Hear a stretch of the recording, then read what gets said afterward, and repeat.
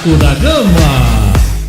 Fala, família vascaína, seja bem-vindo a mais um vídeo do Vasco 10, nesta terça-feira, dia 9 de setembro, trazendo as principais notícias, análise do Vasco da Gama. Você que está chegando por aqui, não é inscrito no canal, se inscreva, deixa seu like, é importante para nós aí, e aquele comentário bacana também é importante, seu nome, sua cidade, para rolar aquele abraço no final do vídeo, e compartilhar nossas postagens aos amigos aí nos grupos de WhatsApp, é muito importante para nós. Lá no Instagram, @Vasco10RD, será bom ter você por lá com a gente também. E o Vasco da Gama aí, ó, definido, né? O Diniz definindo a equipe do Vasco para a decisão contra o Botafogo. É disso que nós vamos falar aí. Copa do Brasil, né? Quartas de final, valendo aí a vaga na semifinal. 10 milhões em jogo, né? E o Gilson Santos vai trazer as principais informações da equipe Cruz Maltina para esse jogo. Olá, Erasmo! Olá, você que está acompanhando o Vasco 10 nesta terça-feira. E, Erasmo, já estão esgotados os ingressos para o jogo Vasco da Gama e Botafogo. Botafogo disponibilizou cerca de 2.000 ingressos para a torcida vascaína. O torcedor vascaíno já comprou tudo e teremos casa cheia no Newton Santos na próxima quinta-feira. O torcedor do Vasco já esgotou, já comprou todos os ingressos e a torcida do Botafogo vai encher ali a parte que lhe cabe, que é todo o restante do estádio. Semana decisiva para Fernando Diniz escolher os titulares do Vasco após o jogo contra o Botafogo. Para essa partida, Diniz tem algumas restrições, está limitado a alguns jogadores por questões físicas, outros porque não estão inscritos na competição, mas Diniz já está atento para o jogo contra o Ceará. Para o jogo contra o Botafogo, por exemplo, o sistema defensivo, a zaga do Vasco, ainda será formada por Hugo Moura e Lucas Freitas. O zagueiro Carlos Cuesta, ainda não inscrito na Copa do Brasil, não poderá jogar e assim o Hugo Moura permanecerá jogando como zagueiro improvisado ali, jogando na retaguarda do Vasco. Mas para o jogo contra o Ceará no próximo domingo, jogo aí pelo Campeonato Brasileiro, o zagueiro improvisado Hugo Moura não poderá atuar. Tomou o terceiro cartão amarelo na partida contra o Sport de Recife, cumprirá suspensão automática e o colombiano Carlos Cuesta fará a sua estreia como titular do Vasco. Do lado esquerdo, o Robert Renan já tem condição de jogo, pode jogar inclusive no jogo contra o Botafogo, mas o Lucas Freitas tem sido um dos destaques do Vasco da Gama. Tem jogado muito bem, inclusive no último jogo sofreu pênaltis, salvou o gol em cima da linha e Fernando Diniz tem uma dor de cabeça aí pela frente para definir quem será o homem, o quarto zagueiro que jogará pelo lado esquerdo do Vasco da Gama no restante da temporada. Lucas Freitas ou Robert Renan. Possivelmente esse duelo contra o Botafogo aí será muito importante, será decisivo para algumas tomadas de decisão do treinador vascaíno. Por outro lado, Erasmo, o Hugo Moura, que é jogador de meio campo, que vem agradando o treinador jogando de zagueiro, depois de cumprir a suspensão contra o Ceará, vai ficar à disposição para jogar no meio campo, onde jogam hoje Barros e o volante Tite que está para voltar à equipe, foi substituído por Jair. O Jair vinha jogando muito bem, o Tite teria problema para recuperar a posição, e o Hugo Moura, que ficará à disposição para jogar de volante, também vai concorrer com o volante Barros. Barros, desde que voltou, que entrou na equipe, jogou muito bem, tem feito excelentes atuações com a camisa do Vasco, e o Fernando Diniz terá mais esse problema aí para definir entre Barros, Tite e Hugo Moura. São duas posições para 3 jogadores disputando uma vaga. Então, é uma dor de cabeça boa para o Fernando Diniz, que a partir da sexta-feira vai precisar definir a zaga titular do Vasco da Gama.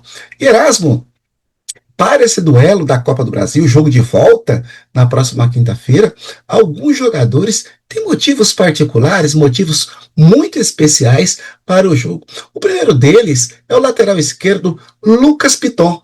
Piton completará contra o Botafogo 150 jogos com a camisa do Vasco. Contratado em 2023, Lucas Piton já marcou 8 gols com a camisa do Vasco e já fez cerca de 25 assistências para gol.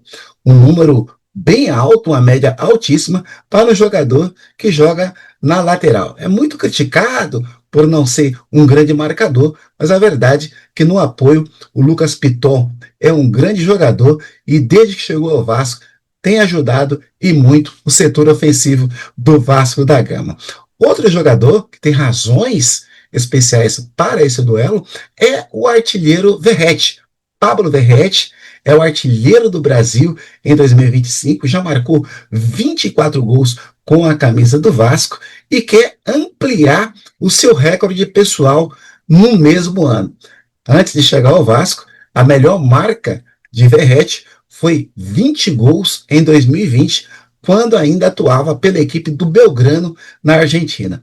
Esse ano, estamos ainda no mês de setembro, com muitos jogos pela frente, e Verratti já marcou 24 gols, a sua melhor marca em toda a sua carreira. Então, a cada partida aí, começando pela partida de quinta-feira, segue sendo muito importante para o atacante e capitão do Vasco, Verratti. Outro jogador que vive grandes expectativas aí, até mesmo de negociação, seleção brasileira, que vem sendo um dos destaques do Vasco nessa temporada, é o garoto Ryan.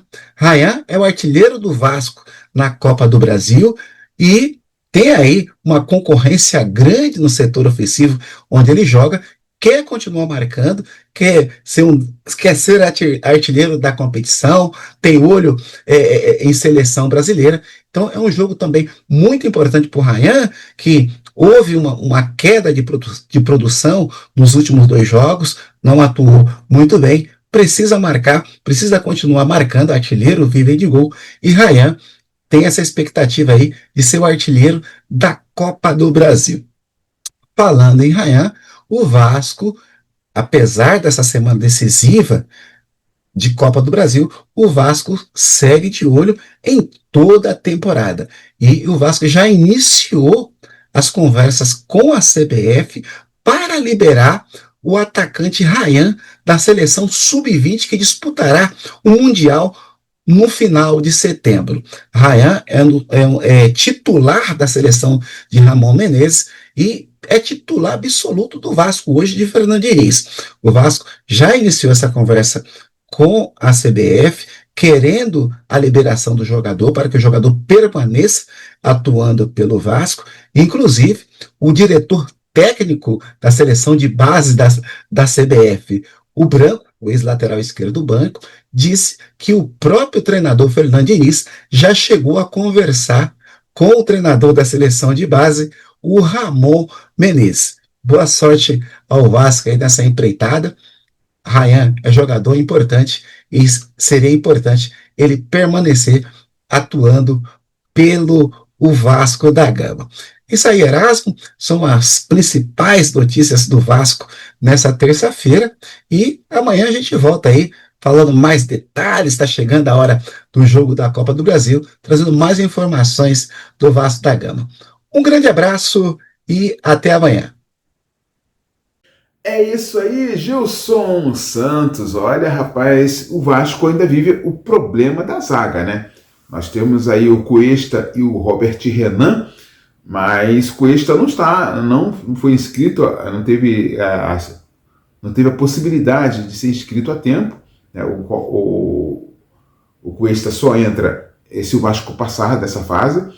O Robert Renan há muito tempo que não joga, então falta ritmo de jogo. Então a gente vai precisar aí continuar com a zaga, né? Com a zaga com o Hugo Moura e com o Lucas Freitas, né? Essa deve ser a opção do Diniz. O Ryan merece uma atenção especial, porque nesses dias de janela, eu creio que a atenção dele perdeu, o foco dele perdeu um pouquinho ali do campo. Muitas especulações sobre o nome dele, sobre propostas, né, que assim, nenhuma delas se confirmaram, e nos últimos dias o mundo árabe vem forte aí no fechamento de janela deles, né, muita gente falando aí do Al Hilal, né, um clube milionário aí, então acaba mexendo com a cabeça do garoto. O Vasco ali, a sua comissão técnica, precisa de dar uma atenção especial ao jovem, que é um dos principais artilheiros da equipe, e no momento importante que o Vasco precisa muito dele, foco total aí para o Rayhan, para essa decisão contra o Botafogo na quinta-feira.